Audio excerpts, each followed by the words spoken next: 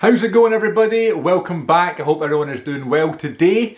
And I just thought we'd chat a little bit about a brand new Liam Neeson film today. My God, it's another Liam Neeson big moving vehicle kind of adventure action film. It seems to be the consistent theme of Liam Neeson's acting career, where there's always something, whether it be a hotel or a train or an airplane or a bus. Is he in a bus film? I would assume so. Now he's driving ice trucks in Winnipeg in Manitoba, Canada. And this is called The Ice Road. It's a brand new film. I thought it was Amazon original, but I believe it was just on Amazon in the UK and it is available on Netflix elsewhere. Could be wrong there, that's kind of what I read online, but I could be wrong. Never believe everything you read online. I've learned that the hard way. Not really, but there you go. That's a life lesson of the day. Alright, so, a new Liam Neeson film, always an easy watch when it comes to Liam Neeson and these thrillers, action-packed films, you know. Overall, I thought this film was good. I liked it. It's nothing special, you know, it's not going to make the top 20. It might not even make my top 5 or top 10 Liam Neeson movies. But in terms of like wall-to-wall action, kind of does the job. You know, you're expecting a certain thing with Liam Neeson films. You're expecting it to go one way. There can be plot twists here or there. And then boom, that's it. Sorted. You've had a good time. It's not overstayed its welcome. It's not been too long of a film. You've just seen Liam Neeson almost die or almost lose a family member or a good friend or something like that, and then he overcomes. And that's something that I noted from this particular film, is that Liam Neeson has always got a solution. So when things are looking rough, don't worry about it, Liam Neeson will be there to the rescue. So this is a good one. Highly recommended, just to kind of switch your mind off a little bit. We've all had a tough year. You know, when I watched this film, I was currently going through like isolation. I was in contact with someone who tested positive for COVID-19, so I had to isolate for 10 days as per the government guidelines in the UK. So although I was negative and I had no symptoms and I had nothing wrong with me, the safety precaution, and you know, understandably so, was just to isolate for 10 days. So within those 10 days, I wasn't really in like a really watchy mood, you know. Which I kind of wish I was, because I had all this free time and I was in and I wasn't going out anywhere, so it was like I could have got a lot of things watched, a lot of classic films and caught up with like TV shows and stuff, but I wasn't quite in that mood, which was kind of annoying. A lot of times I was reading, which was good. I'm trying to, you know, get a better, become a better reader, sorry. And I was editing and going down those YouTube rabbit holes and things like that. I filmed some videos, did a live stream on my main channel, CM42 TV. But in terms of watching stuff, I didn't really do as much as I wanted to. I watched a couple of films and stuff, but one of them was The Ice Road, and as I was saying, it did the job, you know. I wasn't feeling the greatest. I was kind of down in the dumps about everything. I had to cancel plans, and there's nice weather outside, and I can't see family and things like that.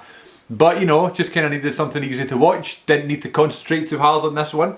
And that's, again, part of the charm of these action-packed Liam Neeson thrillers. You know, and I always say that thriller is my favourite genre, but it's just an easy, you know, cop-out when someone asks you what your favourite genre is, because thriller can just kind of cover everything, you know, or almost everything anyway. So, basically it's about these two brothers, Liam Neeson, who plays the character of Mike, and his brother, which his name is Gertie. He's a war veteran, his brother, and he has PTSD, so he's a little slow, but he's very good at his job, which is like a mechanic and a technician to big vehicles. And they're working in this company. His brother gets him in trouble again, they get fired, and they see online that they're looking for this big team, well, it looks like they're creating a big team, but they're wanting to create a team to go in these massive trucks to drive across a really dangerous ice road, which is just, you know, water that's been frozen over and has become a road, a slip road for big vehicles moving goods back and forth and stuff. And there's been this big methane gas explosion at this museum in this cave, not too far from Winnipeg, I believe it is, and they need this team to drive with these big trucks across the ice road to bring the goods and to use the power of these trucks to help the survivors who are trapped in this like power explosion in this cave kind of thing. So it's this big dramatic moment where Liam Neeson and his brother and a couple of others, this ex-con called Tantu, I believe. So, and Lawrence Fishburne, he's also in the team, and they drive across these really dangerous ice roads, and they try to sort of save these survivors that are locked after this gas explosion. I'll tell you something, see, because you know, first of all, the trucks they're driving are absolutely huge, so that's the big thing. But also because you know they're driving over these dangerous roads and stuff, what I liked about that is it made the whole film just tense. Anytime you saw the big trucks driving across the ice, so you saw them having troubles when they're sitting in the driver's seat or the passenger seat or whatever, and they were communicating through this radio. It just was constantly tense, and it really added to the film. I almost think that saved the film, because other than that, nothing much happens in the film. But in terms of the tension and the suspense, was real. It was really real, and it was constant, and I was feeling it, which was a really good thing for this film, you know. It's the sort of film that I kind of wish I saw in the cinema as well, because of the kind of beautiful icy landscapes, you know. It's in Canada in the winter time, so it's all kind of dull and stuff, so it's not as if it's these beautiful pictures, but just in terms of like, it's the sort of thing where you see in the cinema, you feel like you're there, you feel the cold, you know. And there's also moments in the film where, for one reason or another, without spoiling anything, some characters need to get involved with water and that sort of thing, involved in the mission of saving these survivors. And I'm just thinking, like, imagine how cold the water would be in that situation. I just can't imagine finding myself in that situation, you know, having to go in ice water in that sort of scenario. Obviously it can be controlled and it can be good for your health if it's a professional sort of manner, but just out in the open, middle of nowhere, and just this big bed of water that's been frozen over, you're getting involved with the water, you're touching the water, you're having to go in and stuff. Oh my god, I can't think of anything worse. I'm sure it was absolutely horrendous to film, and good on them for doing such a good job with that scene. There's also a really good scene where there's like a kind of fight on the moving trucks as it's driving. It actually wasn't the big trucks, they're kind of fighting on these kind of car things that other characters have brought to the ice roads. And it was almost like kind of like Mad Max kind of thing, you know, and kind of like Jason Bourne kind of stuff, Fast and Furious, where like the bad guy's on top of the car and Liam Neeson's driving and they're coming in the windows and they're kicking him in the face and he's punching out the way through the windows and stuff. It was a really cool fight scene, and it was almost like better. It looks as if it should have been in a better film than this, because it was so well done, and again that added to the film. So overall I'm saying I really enjoyed this film, because there was lots of really high quality things within the film.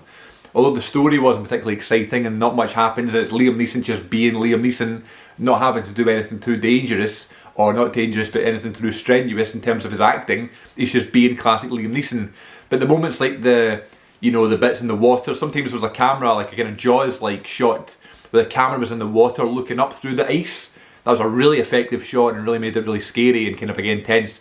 So the tension, the shots in the water, the real feel that you're just, I was feeling cold watching the film, I felt immersed in the film, which was really good with the tension. And Liam, there's a moment where Liam Neeson goes mental and starts shouting at his brother Gertie, and they had a really nice relationship, Mike and Gertie. It was really nice. It's almost like, you know, he gets on his nerves sometimes, but he's always got his back, you know, because he's got that PTSD and he's taken advantage of sometimes, you know. So overall, good film, you know. It's not going to make the top 10 of the year. I don't actually think I've watched 10 2021 films yet, but hey, the year is still young, and I don't think I'll make the top 10, but it was definitely worth the watch. Totally recommended if you're looking for something easy to watch. Check out The Ice Road on Amazon in the UK and Netflix elsewhere. A brand new Liam Neeson large vehicle film, so check it out and tune in next time here on CM42 TV. Thanks for watching, take care of yourselves, and go and watch Liam Neeson save the day again.